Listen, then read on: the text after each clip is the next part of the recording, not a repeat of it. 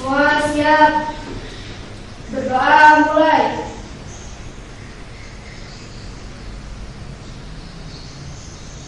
Berdoa selesai. Ya, terima kasih.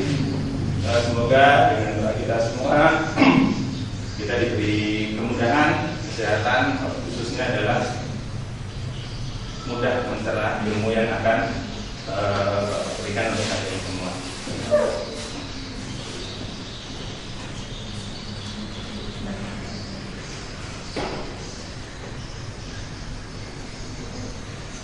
Jadi ada sekalian, kita di sekolah sekarang ini untuk untuk lebih nyaman lagi dalam kita bertatap muka, pemerintah sudah mencanangkan program vaksin. Ya. Kita kan di sekolah kita juga sudah vaksin ya, yang pertama kalau nggak salah sudah. Terus yang kedua masih ada yang belum? Sudah semua? Alhamdulillah. Jadi dengan kalian mengikuti program vaksin berarti kalian ikut juga bagaimana membangun bangsa ini sehingga jiwa patriotisme, nasionalisme kalian terpupuk dengan kalian ikut program pemerintah. Dan jangan lupa kalian ini adalah orang yang berpendidikan. Nanti kalau di rumah kalian harus juga ke tetangga, ke teman-teman itu ngomong, oh sekarang ini gimana caranya agar Indonesia ini kembali seperti semula. Kamu harus bisa memberikan penjelasan kepada mereka bahwa vaksin adalah sesuatu yang penting. Nah itu tugas seorang nasionalisme kalian, anak sekolah harus punya kemampuan untuk itu.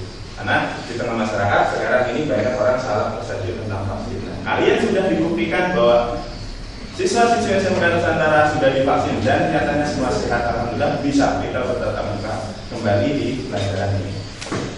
Ya, jadi itu dengan nasionalisme sangat sederhana caranya. Terus kemudian kalian juga bulan ini sudah dapat kuota dari Kemendikbud? Masih ya? Masih ada kuotanya. Nah, pemerintah juga memiliki sebuah rencana, memiliki sebuah dorongan motivasi untuk kalian semua di masa pandemi ini, yaitu dengan cara memberikan kuota gratis kepada kalian. Termasuk saya seorang guru juga sama-sama mendapatkan itu. Apa sih tujuannya? Walaupun kita sekarang sudah tatap muka, sudah kita jumpa lagi seperti biasa, beda dengan 2 tahun yang lalu kita harus daring ya. Nah dengan diberikan kuota gratis itu pemerintah menginginkan kalian tetap eksis belajar walaupun di rumah. Walaupun di tatap muka ini kita waktunya sudah dibatasi. Yang tadinya 45 menit sekarang cuma 25 menit. Jadi gunakan kuota itu untuk akses big data, untuk akses internet, untuk akses data, untuk mengikuti pertemuan-pertemuan yang dilakukan oleh guru. Jadi pemerintah tetap memikirkan kita semua agar kita tetap bisa belajar dimanapun. Jadi gunakan kuotanya dengan baik, dengan bijak ya, dengan baik, dengan bijak. Dengan YouTubean, terus dengan YouTubeannya nonton tutorial itu nggak masalah. Bisa untuk sosmed ya? Nah, bisa kan? Jadi sosmed no problem, kalian mau sosmed nggak apa-apa, tapi jangan lupa adalah belajar. Jadi kita memiliki jiwa nasionalisme, pemerintah juga memiliki motivasi dulu. Kita lanjutkan. Saya absen dulu. Amelia Linda Lestari, Ana Setiana, Andi Sevia, Anju, Dea Mei Siska, Dela Puspita, Dila Afiliana, Dina Purwaningsih, Dewian Rini, Esti Uyana, Esti, Ida, Irma, Junior, Kadek, Ya Kartika, Mumu Duniani, Made Mayana, Mailana ya, Fatimah, Nur Rahmadani, Rizka, Sari, India, Binanda, Yudina, Yusri, dan Umar semua. Dan hari ini dengan 16 September 2021 absennya masuk semua. Baik, untuk materi kali ini kita melanjutkan materi sebelumnya, yaitu tentang desain grafis percetakan. Di pertemuan yang lalu kita sudah bahas tentang desain grafis dan nirmana untuk dasar-dasar desain grafis. Untuk kali ini kita akan meningkat kepada materi selanjutnya, yaitu tentang tipografi atau dengan tipograf. Tipografi ini adalah masuk dalam salah satu pelajaran desain grafis. Sebelumnya, saya menginginkan kalian semua menjawab 3 buah soal yang sifatnya adalah pretest untuk mengetahui sejauh mana kalian tahu tentang tipografi. Jadi silakan, di sini ada tiga soal yang berkaitan dengan tipograf. Coba kalian nanti pilih jawabannya, boleh diketik ditulis dulu, boleh. Saya kasih waktu 3 menit untuk menjawab, atau di HP saja, apa-apa. Nanti kita bahas. Oke ya, sudah waktunya. Baik, pretestnya adalah saya membuat sebuah soal. Yang pertama, apa yang dimaksud dengan tipografi? A. Salah tulis. B. Tulisan. C. Kata. 2. Apa yang dimaksud dengan huruf? A. Abjad. B. Simbol bunyi. C. Teks. 3. Mana yang bukan tulisan? Nomor 1. Apa yang dimaksud dengan tipografi? Siapa yang jawab B? Coba tunjuk tangan, coba saya itu. Yang jawab B. 1, 2. Udah, cuma 2 ya. Yang jawab B cuma 2. Yang kedua, apa yang dimaksud dengan huruf? Siapa yang jawab B lagi? Gak ada? Nomor 3, mana yang bukan tulisan? Siapa yang jawab C? 1, 2, 3, 4, 5, 6, 7, 8, 9, 10. Sudah. 26. Oh, ini banyak banget. Oke ya. Dari 3 soal ini saya bisa tahu sejauh mana kalian memahami tentang istilah ini. Yang pertama, apa yang dimaksud dengan tipografi? Apa yang dimaksud dengan huruf? Mana yang bukan tulisan? Nah, ternyata nomor 1 jawaban yang betul adalah B. Tipografi tulisan. Saya yakin kamu sering banyak pilih A. Ya kan? Ya, karena kebiasaan kalian adalah tipe gitu kan. Padahal itu tipografi. Apa yang dimaksud dengan huruf? Rata-rata A. Padahal huruf adalah simbol bunyi. 3, mana yang bukan tulisan? Nomor 1 A kelihatan tulisan. Nomor B itu benar tulisan-tulisan apa itu? Nah, bukan pilih C itu ya, yang bukan kan? Terus menurut kalian yang B itu kenapa dari tulisan? Ada. Pernah lihat gambar ini di mana? Ketika kalian sekolah, kalian pernah di dalam pelajaran sejarah ada namanya hieroglyph, tulisan Mesir ya. Jadi A, B, C itu ada tulisannya kayak awan Allah gitu ya. Nah, tulisan itu awan. Oke, jadi hasilnya yang jawab B cuma 2 orang dari satunya. Yang nomor 2 yang jawab B 0, nggak ada yang jawab. Nomor 3 betul semua tadi. Jadi saya anggap di sini kalian baru 30% memahami apa itu tipografi. Itulah pentingnya kenapa hari ini saya akan memberikan materi tentang tipografi. Baik, kita lanjutkan ya. Kita bahas sedikit tentang tipografi. Dari pretest ini, kita sering sekali mendengar istilah tipograf. Makanya ada pertanyaan, apa yang dimaksud dengan tipografi?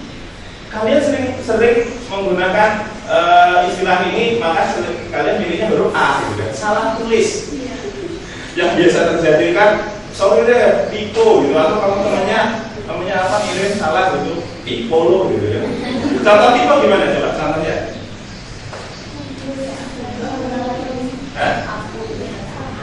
Iya, contoh kesalahan tipe itu seperti apa? Iya, biasanya dia salah ketik kata apa yang paling salah?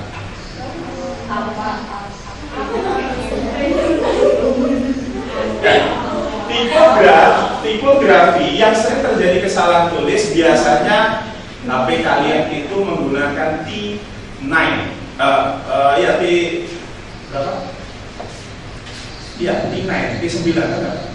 Di settingan keyboard kalian bisa di setting T9, terus kemudian pakai auto write atau pakai auto correct. Itu tinggal kalau kalian ngetik itu tipografinya otomatis. Nah, kadang belum selesai HP itu mencari kata yang tepat sudah kamu enter. Hanya tipe benar. Jadi istilah kesalahan ketik disebut tipe itu berasal dari tipografi yang artinya tulisan. Terus kemudian apa yang dimaksud dengan huruf?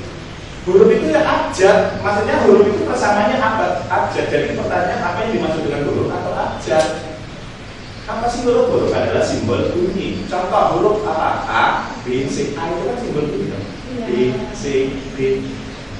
Iya semuanya saya udah menebak, mesti huruf itu jawabnya abjad gitu ya. Terus kemudian mana yang bukan tulisan? Tadi ini A ya, itu sudah jelas abjad ya, huruf abjad. Yang B itu adalah huruf hieroglif. Sedangkan yang ketiga walaupun itu konteksnya ada tulisan lafaz Allah, tapi itu bukan tulisan, hanya sebuah awan saja yang kita anggap sebuah tulisan. Oke, saya agak sedikit paham lah ya tentang. Nah, untuk materi kali ini tentang tipografi. Capaian apa yang harus kalian miliki nanti ketika sudah belajar tentang tipografi? Jadi kompetensi dasar yang akan kita bahas di sini adalah menerapkan tipografi sesuai media. Jadi bagaimana caranya tipografi itu diterapkan ke media-media yang ada di sekitar kita. Terus kemudian keterampilannya apa? Keterampilan adalah nanti bisa membuat tipograf pada box kemasan produk komersial. Ya. Indikator kelas satunya adalah membuat desain menggunakan tipografi yang tepat. Jadi nanti kalian bagaimana cara membuat mendesainnya ke dalam sebuah media yang tepat. Terus IPK, indikator pencapaian kompetensi ya, pengetahuan yang akan kalian dapatkan dari mempelajari tipografi yang pertama adalah kalian mampu menjelaskan sejarah tipografi, bisa menjelaskan prinsip-prinsip tipografi, bisa menguraikan ide menjadi konsep atau gagasan bisa menjadi konsep, terus kemudian membuat desain tipografi dari konsep yang kalian tetapkan. Terus dari proses, ya, kalian nanti bisa mengoperasikan perangkat lunak desain tipografi. Tipografi selain secara manual bisa juga menggunakan digital, yaitu menggunakan komputer atau ponsel. Yang berikutnya adalah bisa mengaplikasikan tipografi ke media. Kalian sudah bisa ngedit di komputer, di HP, nanti bisa dicetak atau benda. Itu disebut mengaplikasikan. Sedangkan keterampilan kalian adalah bisa membuat tipografi pada box kemasan produk komersial. Jadi apa yang akan kita pelajari ini yang harus kalian capai nanti. Jadi kompetensi dasarnya adalah menerapkan tipografi sesuai media. Terus kemudian IPK-nya adalah membuat desain menggunakan tipografi yang tepat. Coba perhatikan sebuah website, ya, sebuah website yang alamatnya adalah ajaib.co.id. Tips mudah dapatkan keuntungan dengan bisnis tipografi. Kita dari artikel ini, ya, dari artikel ini ternyata ya tipografi itu bisa menjadi sebuah ladang bisnis. Tip mudah dapat keuntungan dengan bisnis tipografi ini bisa menjadi acuan. Mungkin kalian bisa baca-baca bahwa gimana sih sebuah tipografi itu bisa menjadi mendatangkan uang lah, kasarnya ngomong bisa menjadi sebuah tempat di mana kita berkreasi dan kreasi kita itu bisa kita perjualbelikan. Nah, itulah salah satu manfaat kita mempelajari tipografi. Jadi dari website ini ya, dari artikel ini kita bisa punya gambaran, oh ternyata tipografi seperti ini. Oh caranya bagaimana? Coba nanti kalian buka sendiri, dilihat bagaimana sih dasar-dasar atau langkah-langkah bisa mengoptimalkan kemampuan kita sehingga tipografi ini bisa mendapatkan keuntungan dengan bisnis ya, dari bisnis tipografi itu sendiri. Sejarah tipograf berasal dari bahasa Yunani. Umum ya, kalau istilah di dunia formal, kalau nggak Yunani, apalagi Sanskerta kan, Sanskerta Yunani, nggak ada bahasa apa gitu, misalkan Magdala di Indonesia. Kalau nggak Mesir, kalau nggak Yunani, ekonomi berasal dari ekonom, bahasanya Yunani. Jadi tipograf berasal dari bahasa tipos, artinya tipos itu adalah permukaan ya, atau molding atau impression atau tekanan. Dan grafing, printing atau carving itu artinya apa sih kalau pakai untuk ini patung?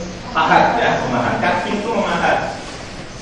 Jadi tipografi merupakan seni dan teknik dalam menyeleksi dan mengatur tipe font, point size, plain length, plain lighting, cover spacing, dan low spacing untuk ditampilkan dalam suatu aplikasi. Maksudnya ini. Jadi tipografi itu dulu berasal dari zaman dulu, di era zaman Yunani, Mesir dan seterusnya. Orang terbiasa menggambar, dimulai dari ada istilahnya namanya orang gua. Orang gua itu orang yang tinggalnya di gua. Itu biasa di gua itu dia membuat sebuah tanda-tanda kan, tanda-tanda terus seperti gambar hewan, terus cap tangan dan sebagainya menggunakan getah-getah dari tumbuh-tumbuhan. Terus kemudian semakin beradab, mulailah muncul bagaimana mengodekan, membuat simbol. Simbol-simbol itu dipahat di batu, ada di kayu, di batu. Nah, dari pahatan-pahatan inilah lalu muncul gambar-gambar ini menjadi sebuah simbol kode dari suatu maksud. Contoh yang tadi ini adalah ini gambar di Mesir ya, ini Mesir, terus ini Romawi, ini huruf Etruska. Nah ini contoh gambar-gambar ini ada carving ya, carving ini dipahat dari lukis, sehingga di sini ada seperti tulisan kecil-kecil. Nah ini menceritakan suatu kejadian. Nah kejadian itu diceritakan dalam bentuk simbol-simbol.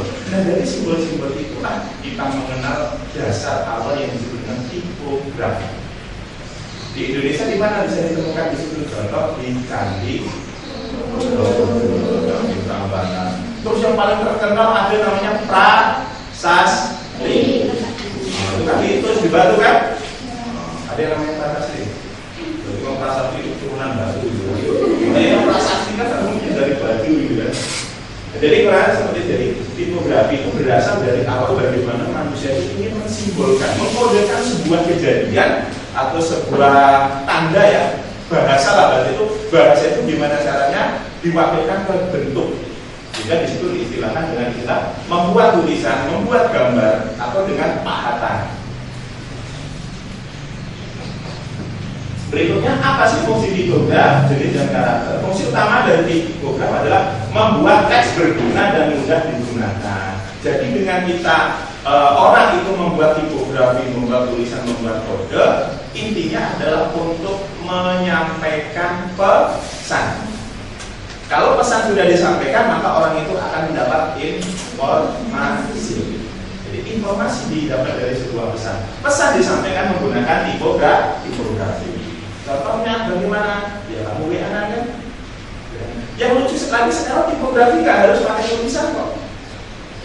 Tidak, nggak harus pakai tulisan. Kadang ada gambar batu warna merah, kirim gitu. Atau WKWK, ya. WKWK terus ujungnya dikasih gambar ikon agak banyak sedikit ada logonya. Logo ya. Lebih juga kalian biasa pakai kayak gitu. Jadi kita karena sekarang itu tipograf nggak harus ya. Pesan itu tidak harus tipograf sebetulnya. Ingat, pesan tidak harus tipograf. Kadang kode. Jadi kode itu walaupun bukan tipograf tapi bisa menghasilkan pesan. Contoh pesan yang bukan tipograf tapi orang pasti paham. Misalkan malam minggu diajak teman-teman, yuk keluar yuk, kafe kita nggak punya. Nah kalau yang nggak mudeng kan, nah itu kamu punya jempolan. Maksudnya apa sih kayak gini? Nggak punya duit kan? Terus apa hubungannya duit dengan begini? Enggak, ada yang bisa jelasin? Apa hubungannya duit dengan begini? Hah? Iya, tahu kodenya. Kenapa harus kodenya gini? Gitu maksudnya. Kalau uang lebaran kenapa nggak gini-gini? Kenapa harus begini? Kamu itu tahu. Kenapa kode uang harus begini? Itu ibarat kamu lagi menghitung. Di mana-mana ngitung duit itu begini, makanya jadinya begini. Itu dibalik harusnya begini, jadinya begini. Ingat, jadi pesan itu tidak harus menggunakan tulisan, tapi bisa menggunakan kode atau simbol. Jadi fungsi salah satu dari tipografi adalah untuk menyampaikan pesan sehingga mudah dipahami. Nah, coba kalian perhatikan dari gambar ini yang sebelah ini yang saya ini apa sih kira-kira? Iya. Apa? Pangkas rambut. Barbershop, tempat cukur rambut. Barbershop itu pangkas rambut. Tapi biasanya kamu melihat barbershop tulisan seperti ini, terus kemudian banyak sekali kan ada simbol-simbol ini ya. Memang unik gitu ya. Barbershop itu biasanya ditulis sedemikian rupa. Nah, tulisan barbershop, tulisan ini semua itu adalah menggunakan tipograf. Menggunakan tipograf judulnya. Sehingga contohnya adalah aplikasi tipograf ditempatkan untuk daya tarik di tukang cukur gitu ya. Terus ini ada yang tahu? Chipras ini cowok lah, jarang cewek ngerti. Ini adalah liquid vape untuk rokok elektronik itu. Kalau ini tahu nggak? Zain, ini minyak wangi atau parfum. Ini parfum. Nah, terus kemudian ini disebut dengan istilah kamu quotes. Nah, lihat kalau di sosmed itu kan banyak orang bikin quote-quote seperti ini kan, gitu. Apa yang kalian lihat ini sebenarnya tiap hari bisa jadi kalian itu melihatnya di dunia nyata maupun di sosmed ataupun di dunia maya. Ada barbershop. Terus yang paling umum biasanya pecel lele Mbak Siti, ya kan? Tulisannya. Tanpa adanya pesan itu, kamu nggak ngerti Mbak Siti jualan apa. Taunya kamu jualannya bakwan, ya kan? Tapi di situ juga ya, pecel lele Mbak Siti. Itu tipograf juga. Ya. Terus kemudian di produk-produk seperti ini contoh parfum, terus kemudian semua produk rata-rata pasti ada tipografinya di situ. Jadi tujuan tipografi di sini adalah untuk memiliki selain pesan adalah daya tarik. Daya tarik semakin bagus tipografinya, bisa jadi orang itu tertarik dengan produk yang akan kita ambil. Jadi ini adalah contoh-contoh pengaplikasian tipografi di dunia nyata ya, di dunia nyata. Terus untuk membuat tipografi pakai apa? Kalau kayak digital kita bisa menggunakan aplikasi namanya CorelDRAW. Selain CorelDRAW banyak sekali aplikasi untuk bisa mendesain tipograf. Ada Photoshop, ada GIMP, terus kemudian ada Corel Photo Paint. Terus kalau di HP banyak banget ya. Saya yakin kalian adalah misal-misal untuk bikin teks-teks gitu kan. Nah, itu nanti. Terus yang paling terkenal ada namanya Canva Studio, itu paling terkenal ya. Nah, jadi untuk membuat tipografi digital kalian bisa menggunakan aplikasi. Salah satu yang kita pelajari adalah CorelDRAW. Nah, dari materi yang saya sampaikan ini ya, apa sih yang akan kita kerjakan hari ini tentang materi tipografi? Saya akan memberikan sebuah proyek untuk kalian secara berkelompok. Di sini kelompok saya bagi menjadi 5 kelompok. Ya. Masing-masing kelompok nanti mengerjakan sebuah proyek. Nah, proyeknya apa? Penjelasannya nanti lebih detailnya lagi ya.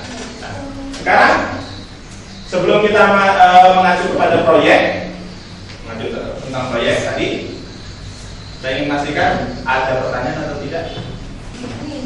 Ya, ada pertanyaan? Silakan. Saya Pak. Ya. Saya ingin bertanya, apakah angka yang dibaca sebagai huruf disebut kata? Apakah angka yang dibaca sebagai huruf disebut kata? Apakah angka yang dibaca sebagai huruf adalah disebut kata? Jadi ini maksudnya adalah angka yang disebut sebagai huruf itu termasuk kata atau bukan? Itu kan maksudnya? Nah, ada yang bisa jawab? Contoh. Mungkin saya paham nih ya. Contohnya gini ya, saya kasih contoh.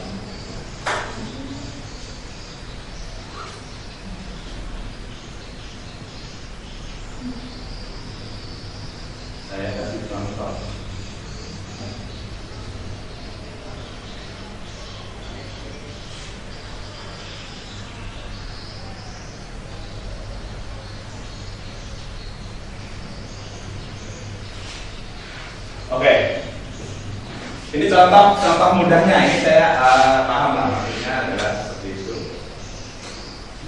Saya perbesar dulu. Ya.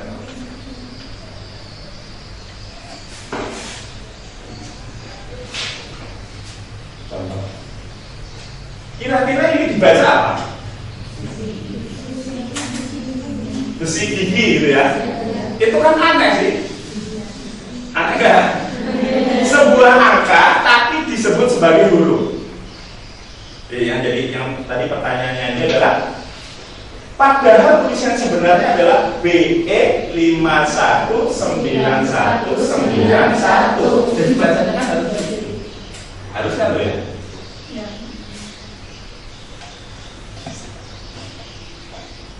Oke, saya perjelas. Nah, ini adalah kalian biasa banget. Apalagi ada tulisannya gini. 54Y4N9.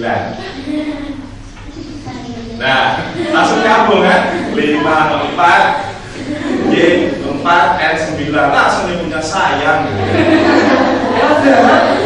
Padahal kan apa sih gitu maksudnya? Apa sih? Lawang ini kan angka lah, ya kan?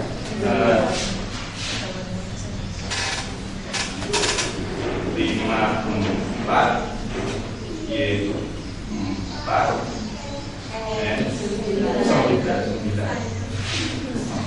Contoh ya, 54Y4N9. Kamu pasti langsung berpikir tentang sayang gitu kan. Nah, apakah ini juga termasuk apa tadi? Kata. Termasuk kata. Nah, angka ini ketika digabungkan seperti ini sebetulnya bukan kata secara aslinya, secara kata bakunya, secara bakunya angka adalah angka, bukan kata. Tapi ada istilah namanya transliterasi. Transliterasi adalah merubah dari satu bentuk menjadi bentuk lain. Seperti contohnya 54Y4ND, kamu dimaksudkan untuk kata sayang, ya boleh bisa jadi kata. Ketika seseorang itu bisa memaknai ya, memaknai. Kecuali kamu punya cowok nggak bisa ngerti, apa sih kamu nulis 54Y4ND gitu? Nah, nggak tipe gitu kan? Padahal maksudnya di sini gitu kan? Apakah ini disebut dengan kata? Ya, disebut dengan kata jika orang itu mampu memahami. Karena ini disebut dengan transliterasi, yaitu perubahan bahasa. Yang jadi masalah yang nggak ngerti. Paham? Tidak ada pertanyaan. Selanjutnya adalah penjelasan tentang project ya.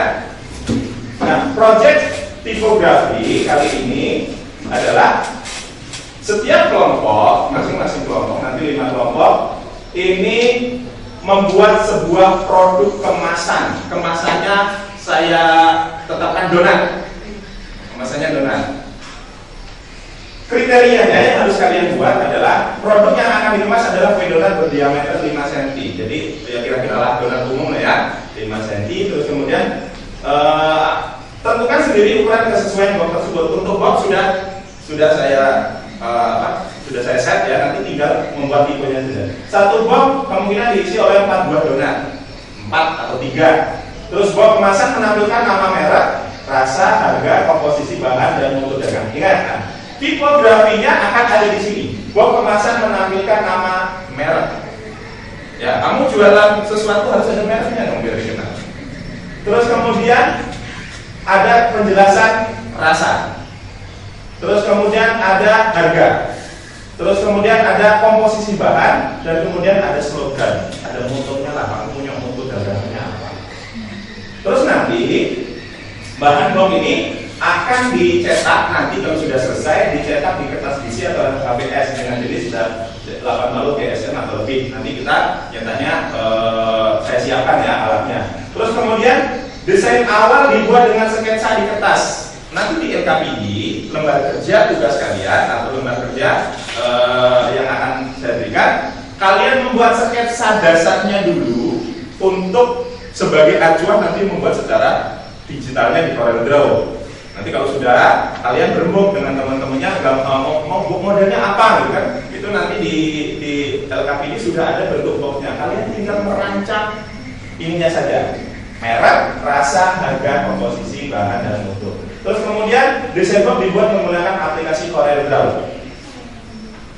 Untuk project ini tidak harus selesai hari ini karena sifat project ini butuh waktu yang lama. Jadi nanti di LKPD kalian harus menentukan jadwalnya. Kapan jadwal itu akan ditentukan ya untuk menyelesaikan proyek. Dan batas waktu proyek ini adalah sampai pertemuan yang akan datang. Dari Senin depan, Senin berikutnya kita ketemu, proyek harus sudah selesai dalam bentuk wujud bentuknya. Nah, jadi kali ini kita bagi kelompoknya. Nanti mejanya diatur aja boleh ya, masing-masing kelompok. Nah ini ada LKPD-nya, nanti saya jelaskan LKPD-nya, cara pengisiannya. Silakan ambil kelompok 1. Disusun ya, silakan mejanya disusun keliling, digeser apa?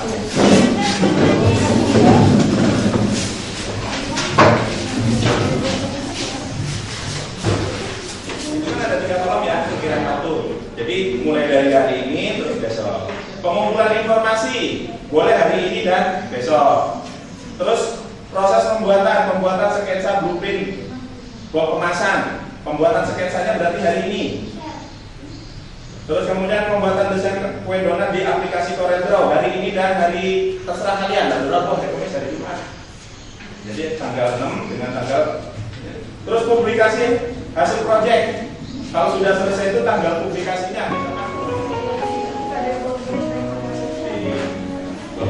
Gak usah terlalu dari yang penting.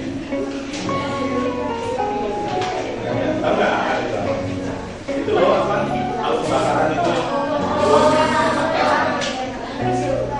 Alat pemadam kebakaran itu apa?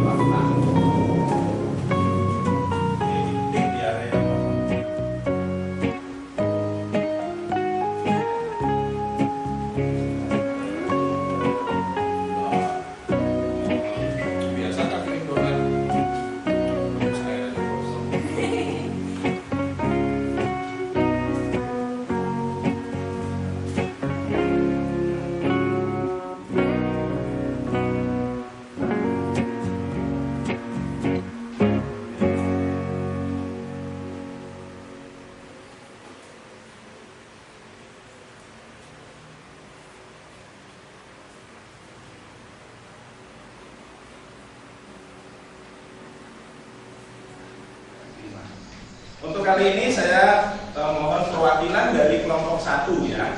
Kelompok 1 coba untuk mempresentasikan dari proyeknya.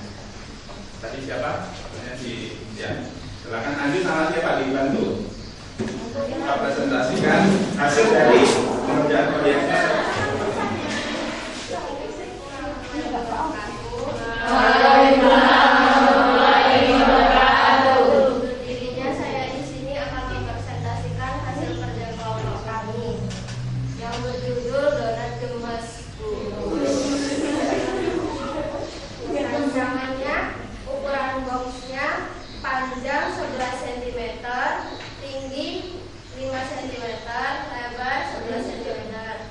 Nama merek produk donat gemes, slogan produk 1 gigitan lumer di mulut.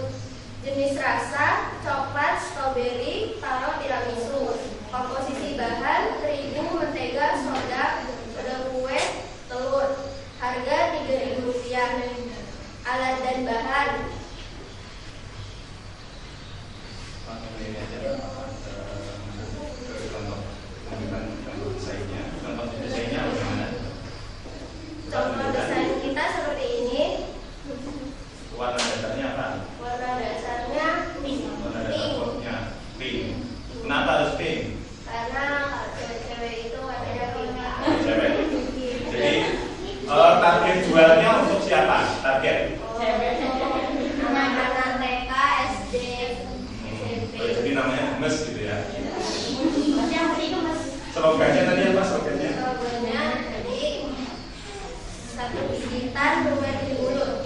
Jadi paling dikit langsung lumer. Itu harganya berapa ya? Harganya 3.000. 3.000 berarti itu satu box isinya 4 ya. Berarti berapa kalau satu boxnya isinya 4? 12.000. Menurut kalian harus 12.000 atau dikurangi dikit? Coba menurut Tanjung gimana? Kira-kira harganya berapa satu box itu nanti? Kalau 10.000 rugi nggak? Mungkin 11.000 lah ya, 11.500 lah ya.